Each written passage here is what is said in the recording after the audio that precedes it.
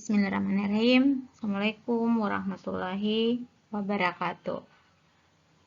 My name is Ramiana.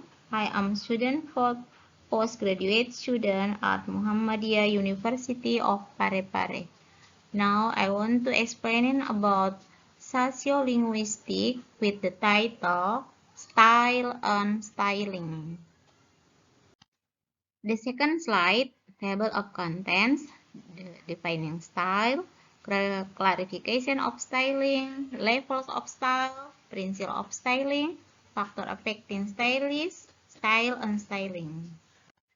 Oke, sekarang saya akan menjelaskan tentang defining style atau pengertian gaya.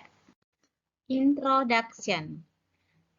Unlike what fashion magazine often imply, this presentation is about how on linguistic level at least, everybody has style. In fact, there is no escaping from style.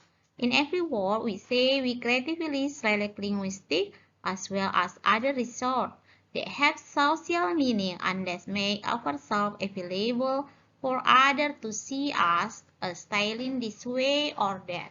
Jadi di sini gaya yang dimaksud pada presentasi kali ini adalah bagaimana setiap penutur bahasa memiliki gayanya masing-masing dalam berbicara. Dalam setiap kata yang digunakan adalah unik dan memiliki makna sosial berdasarkan komunitas bahasa tertentu. Jadi di sini gaya bahasa merupakan bentuk retorika, yaitu penggunaan kata-kata dalam berbicara maupun menulis untuk mempengaruhi pembaca atau pendengar. Selain itu, gaya bahasa juga berkaitan dengan situasi atau suasana di mana gaya bahasa itu dapat menciptakan keadaan perasaan hati tertentu, misalnya kesan baik atau buruk, senang atau tidak, dan sebagainya yang diterima pikiran dan perasaan melalui suatu keadaan atau kondisi tertentu. Language style in sociolinguistics refers to the different linguistic variation, the ability to say the same thing in more than one way, which has specific social meaning. Jadi di sini mengacu pada perbedaan variasi linguistik atau kemampuan untuk mengatakan hal yang sama atau lebih dari satu cara yang memiliki makna sosial tertentu. Jadi di sini variasi gaya bahasa dapat terjadi secara sintaksis, leksikal, dan fonologis. Gaya bahasa dapat digambarkan sebagai gaya country, gaya urban, dan gaya baru yang dapat diciptakan oleh setiap generasi atau klik sosial. Setiap orang mungkin memiliki banyak gaya. Gaya bahasa berbeda yang mereka gunakan, dan mereka mungkin cocok dengan gaya tergantung pada lingkungan sosial mereka. It's simple can be said that language style is defined as the choice of words used by specific group of people when they speak. Jadi di sini gaya bahasa yang didefinisikan sebagai pilihan kata yang digunakan oleh sekelompok orang tertentu ketika mereka berbicara. Jadi dalam bahasa Indonesia mempunyai beberapa gaya bahasa, misalkan gaya bahasa perbandingan, contohnya bibirnya seperti delima mereka. Terus yang kedua ada gaya bahasa sindiran atau ironi. Terus yang ketiga ada gaya bahasa penegasan. Dan yang keempat ada yang disebut dengan gaya bahasa pertentangan. Jadi di sini kesimpulannya, gaya bahasa dapat dinilai dari kepribadian seseorang, watak dan skill seseorang yang menggunakan bahasa itu sendiri. Dan di sini semakin baik gaya bahasanya, semakin baik pula penilaian orang terhadapnya.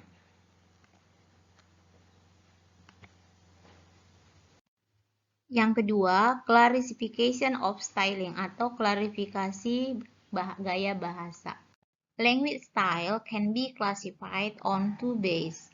On the media of communication, based on register. On the media of communication, there is spoken and written. Berdasarkan media komunikasi yaitu spoken language atau bahasa verbal. Jadi bahasa verbal itu di mana gaya bahasa yang digunakan pada saat berbicara biasanya akan berbeda ketika berbicara di suasana formal dan informal. Terus yang kedua adalah written, di mana gaya bahasa tertulis sama halnya dengan bahasa lisan. Jadi sini bahasa tertulis juga dapat bergantung oleh suasana sekitar, apakah formal atau informal. Contohnya gaya bahasa saat mengirim pesan. Jadi sini saat gaya bahasa kita ketika mengirim pesan kepada teman dan atasan itu pasti berbeda intonasi atau format. Language style can be classified on two bases. The first on the media of communication and the second based on register. On the media of communication there is spoken and written. Spoken language atau bahasa verbal, di mana gaya bahasa yang digunakan pada saat berbicara biasanya akan berbeda ketika berbicara di suasana formal dan informal. Yang kedua yaitu written. Jadi written itu adalah bahasa tertulis atau sama halnya dengan bahasa lisan. Bahasa tertulis itu juga dapat bergantung oleh suasana sekitar, apakah formal atau informal. Jadi di sini contohnya gaya bahasa saat kita mengirim pesan kepada teman dan atasan itu atau bos kita pasti sangat berbeda. Terus yang ke based on register, there is business style, scientific style, news style, dengan advertising style. Jadi di sini berdasarkan suasana tertentu seperti gaya bahasa dalam bisnis, gaya bahasa ilmiah, gaya bahasa berita dan iklan akan berbeda satu sama lain. Jadi di sini bahasa dalam register tersebut akan memiliki istilah untuk masing-masing yang digunakan oleh orang-orang yang berkecimpung di dalamnya. Bisa saja gaya bahasa yang digunakan oleh pebisnis tidak dipahami oleh ilmuwan, begitupun sebaliknya.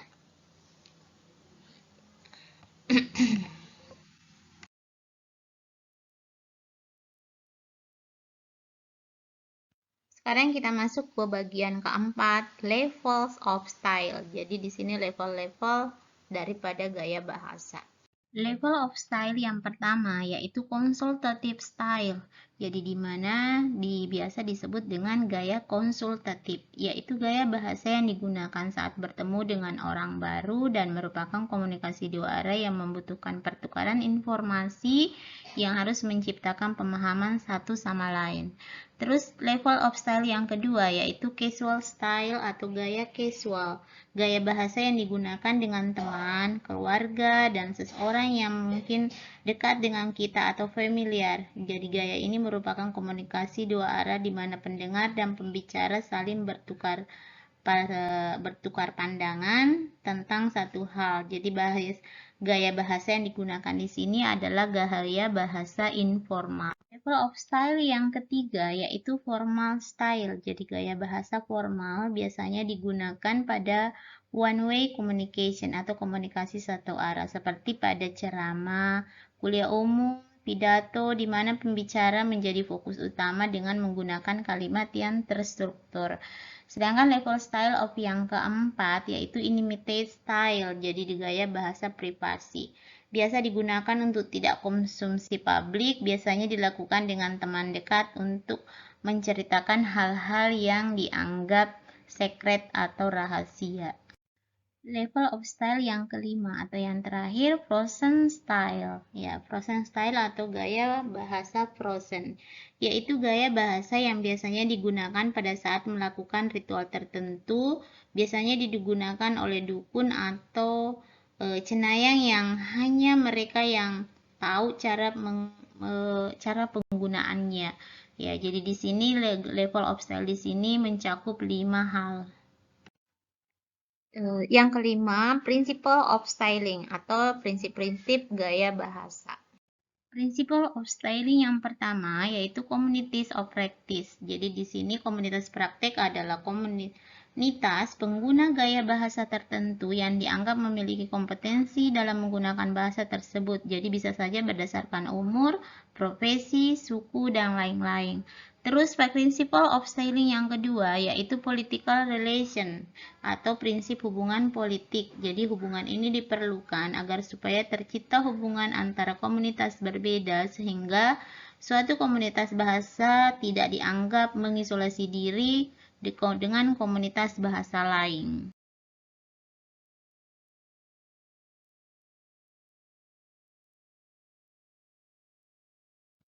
Principle of styling yang ketiga yaitu perception atau prinsip persepsi di mana gaya bahasa yang digunakan oleh seseorang memberikan persepsi tersendiri oleh orang lain. Jadi di sini gaya bahasa seseorang bisa saja menunjukkan image atau citra seseorang, juga menunjukkan status fungsi sosial.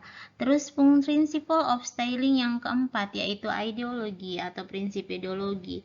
Jadi citra dan pemahaman yang dimunculkan oleh seseorang berdasarkan pandangan dan interest atau keterkaitan mereka terhadap gaya bahasa tertentu. Principle of styling yang kelima yaitu exceptional linguistic performance. Jadi di mana prinsip pengecualian atau gaya bahasa di sini disebutkan di atas, di sini tidak disebutkan di atas, namun kadang-kadang kala juga muncul dalam berkomunikasi. Misalkan pada saat kita terkejut, biasa kita menggunakan kata what, oh my god, ya mungkin seperti itu. Yang keenam, factors affecting style atau faktor-faktor yang mempengaruhi gaya bahasa. Faktor affecting style yang pertama yaitu kind of occasion, di mana kind of occasion itu berdasarkan situasi di sekitar kita. Misalkan bahasa yang digunakan dalam kelas saat belajar mungkin akan berbeda dengan pada saat kita berada di pesta ulang tahun. Terus faktor affecting yang kedua yaitu social class education, di mana kelas sosial ya, di mana kelas sosial dan pendidikan adalah penting juga untuk menentukan gaya bahasa. Faktor affecting yang ketiga yaitu age and gender. Jadi umur dan gender. Bahasa orang tua di sini akan berbeda dengan bahasa anak muda zaman sekarang. Jadi begitu pula laki-laki dan perempuan akan memiliki gaya bahasa yang berbeda. Terus yang keempat, faktor affecting yang keempat yaitu ethnicity. Ya, di mana di sini etnis juga sangat berpengaruh pada terhadap gaya bahasa. Jadi misalkan di sini kayak macam orang Afrika dan Amerika memiliki gaya bahasa yang disebut dengan Black English, yaitu penggunaan bentuk negatif seperti kayak contohnya I don't know, nothing dan lain-lain. Oke, seperti itu penjelasan dari saya. Thank you. Bye bye.